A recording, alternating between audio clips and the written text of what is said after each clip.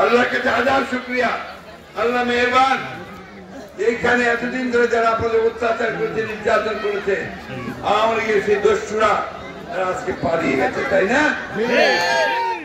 কে পলাইছে?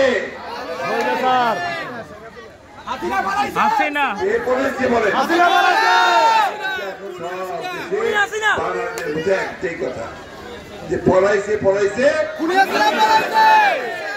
তাই না? কেন পালিয়েছে?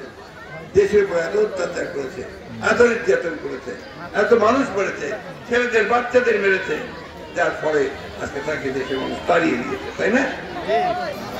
আজকে আমরা সেখান থেকে অশেষ রহমত, আমাদের ছাত্র জনতার উত্থানের মধ্য দিয়ে আমরা সেখান থেকে বেরিয়ে আসি। এখন আসুন আমরা সবাই ঐক্যবদ্ধ হই, আমরা যেন ঐক্য ভেঙে না ফেলে, বিনষ্ট না করে আমরা যেন আমাদের একটা এখন নতুন সরকার আমরা দায়িত্ব দিয়েছি, ছাত্ররা দায়িত্ব দিয়েছে, তারা দেশটার এই জঞ্জালগুলো সাফ করবেন, সাফ করে একটা নির্বাচনের ব্যবস্থা করবেন। সেই নির্বাচনের মধ্য দিয়ে নতুন করে পার্লামেন্ট সরকার গঠন হবে। আমি আমার সাংবাদিক ভাইরা আছে, তাদের উদ্দেশ্যে একটু বলতে চাই, আপনারা দয়া করে এই উত্তরণের পথ থেকে সুগম করবার জন্য কণ্ঠকাঠিন্য যেন কেউ না করতে পারে সেদিকে লক্ষ্য রাখবেন। অনেক সময় আমরা যে কথা বলি সেই কথাগুলোর ভুল ব্যাখ্যা দেওয়া হয়, এটা করা ঠিক না আমি মনে করি। যেমন একটা কথা আজকে পুলিশের বলার দরকার আছে যে আমাদের প্রধান উপদেষ্টা ডক্টর মোহাম্মদ ইউনূস, তিনি একজন অত্যন্ত সম্মানী লোক। আমরা দেশের প্রতিটা মানুষ তাকে সম্মান করি, বিদেশে করে, সারা বিশ্বে তার নাম। তিনি নোবেল পুরস্কার পেয়েছেন।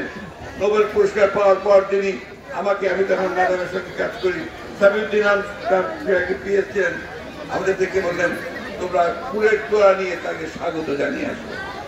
সেই ছবি এখন আমার কাছে আসবে। সেই মানুষকে আমরা দায়িত্ব দিয়েছি এই দেশের জঞ্জাল সাফ করার জন্য।